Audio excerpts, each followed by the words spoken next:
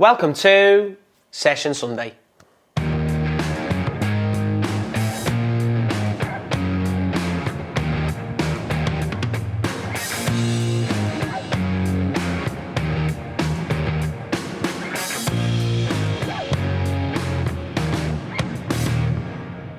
Hi guys, this week we're going to be focusing on crossing and finishing.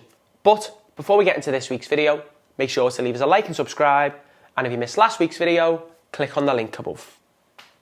Okay, so moving into the first part of this week's session, we're going to be working obviously on crossing and finishing, working on a little pattern to start where we're going to be finishing centrally and then reacting to receive the ball from a wide area, but focusing on beating the fullback with our cross as well, so making sure that we're crossing past the fullback. But before we get into it, let's have a look at how many players we're working with this week and the equipment that we'll be using.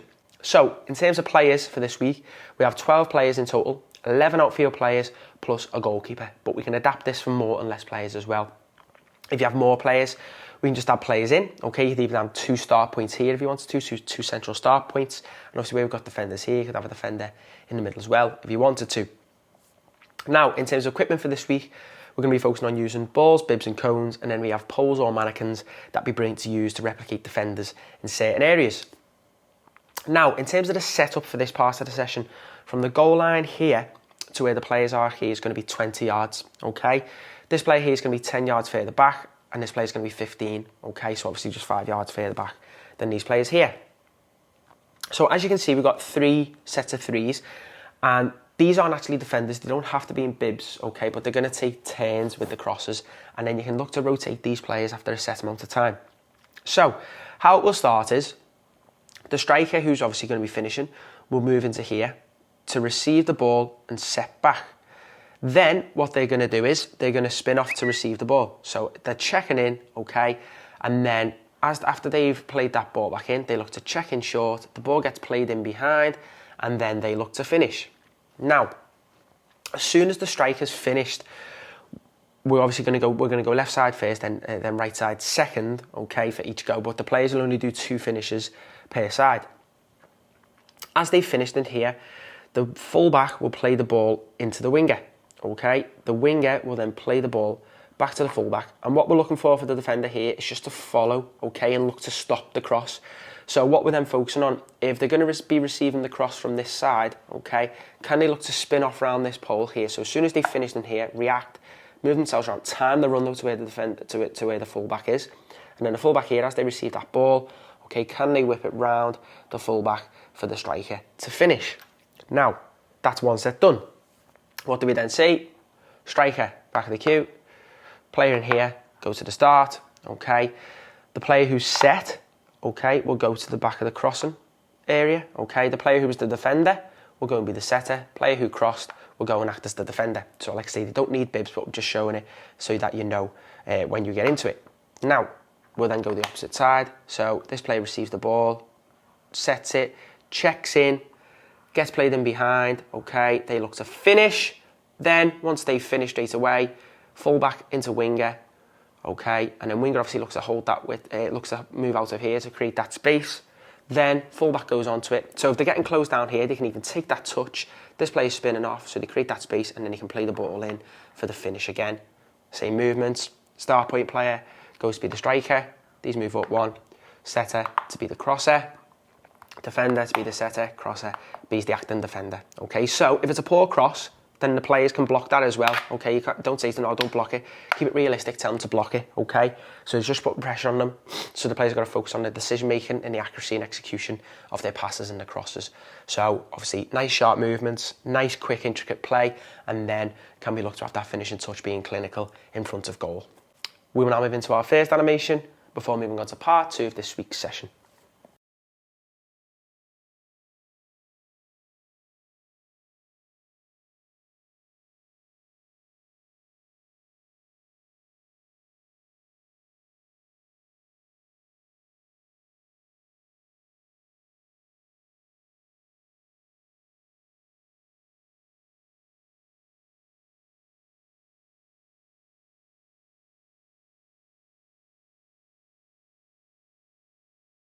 Now moving into part 2 of this week's session, We're now moving into our second type of pattern.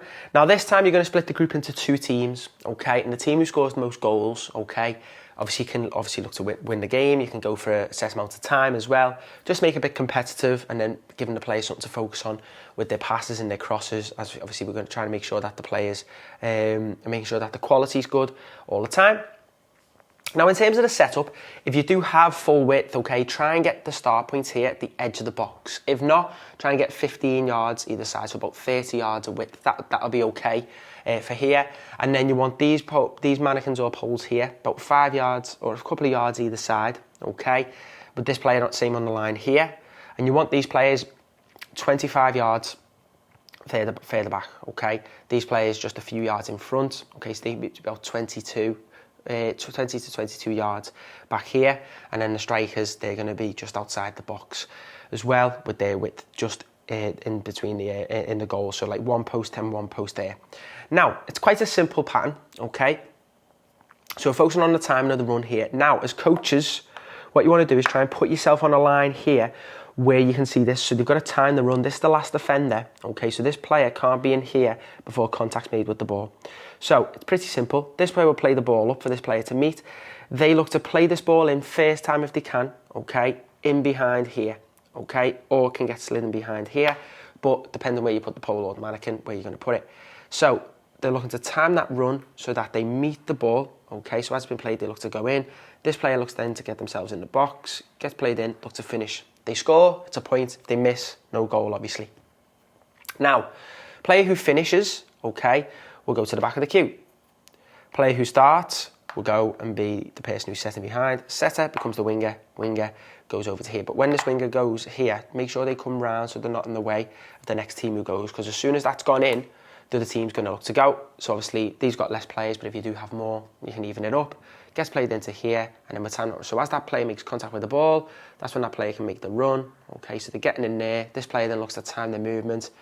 Can be looks across and finish. So, if you want to as well, put like a touch limit. So this player's got 2 maximum. So if there's a poor pass or it comes right at them, okay, they can take 1 touch and cross. Okay, when we say 1 touch and cross, we mean touch, head up, deliver. Not touch. 1, 2, 3, 4 seconds. Now, as soon as they've touched it, cross it in. So you can put them on a time limit for that as well. Keep it game realistic, okay? Keep the tempo nice and high. And again, these players will look to rotate. This player looks to go to here. This player comes to here. This player goes to there. Then, after a set amount of time, teams can swap over as well. So you're focusing on that intricate passing behind, timing of that movement to get onto the ball, and then using the pace on the ball. Where's the player's movement? What area are you going to put the ball in? Okay, so if the ball's here, okay, can you look to cut that ball back for a finish? If the ball's just in here, can you use some pace on the ball to whip that ball in for the player to finish? Okay, so try and adjust yourself in terms of where the ball is, where the player is, okay, what type of cross you want to make as well. So focusing on the execution of those passes and those crosses when in here, okay, making sure we're composed and ready to finish. We will now move into our next animation before moving on to the final part of this week's session.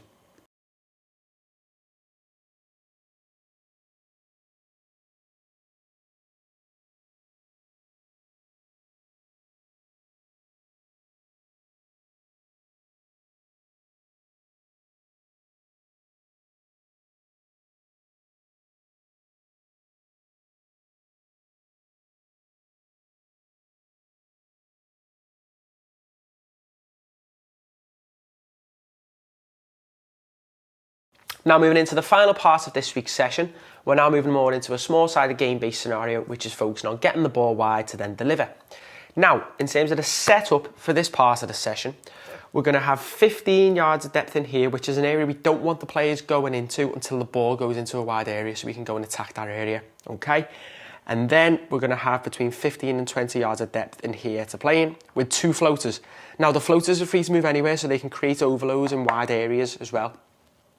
Wide players got to stay in their areas, and again for them, they can have 15 yards either side as well. If you want to decrease that, that's fine. Obviously, if you've got more players, you can have more players in the areas, which means you can increase the space. We don't want to make it too big, okay, with obviously only being 11 players, which makes it obviously quite hard to get the ball out to certain areas. It means that the tempo will be quite low. So it might be more shorter cut back crosses, okay, but obviously we're going to get more success in terms of being able to get the ball in and attack. So I'd say 15 either side here, or even a little bit less, let's say 12. and then again 15 or 20 in here. Now, these players are locked into here, these players are locked into here. So like we're saying, we don't want the players in here going into there until the ball's wide, okay, and going to get delivered, so then they can attack that area to look to score. So the floaters are going to be obviously on the team in possession, so they can get a 6v4 scenario. So they can start with any team. Let's say they start with the Blues, combine to receive that ball. They could play into the wide player, and as that ball goes into the wide player, they could move off into space, receiving behind, and then what do? We look to attack the box, okay, and then look to score. Now, both teams are scoring in there, so if a ball goes wide, okay, these players who are looking to defend it might get themselves in, and it's a poor cross, and they might be able to finish themselves, okay? Whichever team scores will retain possession of the ball. If a team misses the target, then obviously the team will get the ball as well. So we're focusing on moving that ball into the wide areas, out of here, okay, where can we get players moving to in terms of in relation to where the ball is? So the ball's here, okay, players in there. So can you get a player moving in behind? Can you get a player attacking that back post? Even get the floaters in there. So that's when we look to start attacking this area. Not when the ball's here and we've got two players just standing in this area at all times, okay, and leaving all this space. Can we get players moving to get the ball into a more dangerous area? Okay, so we play a 1-2 in here, okay. Then you might get the floater dropping in short, which kind of gives somebody something to think about. And then you get these two players looking to attack the box. The ball gets delivered in, and then we look to score. So obviously, you just need to set out an area with cones for the players where they know not to go into. You can swap the floaters over as well, and then you can make it where players are free to move anywhere. So the players are able to move across, but let's say they've always got to have, let's say, at least one player in a wide area. Okay, not in both areas, but in one area. So this player could bring the ball here, bring it inside, gets played into the floater, okay, and then it gets played into here. As these players attack the box, it might get cut back for this player to finish. So that's a little progression that you can do as well. So it's about trying to be intricate around the box, getting the ball into areas, playing nice, quick football, keeping the tempo quite high, and then being able to deliver the ball into a dangerous area for the team to score. We'll now move into our final animation before concluding this week's session.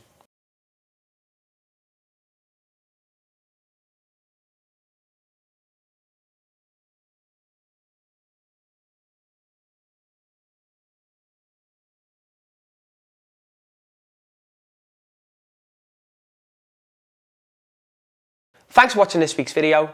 Don't forget to head over to our website where you can sign up to view all of our exclusive content.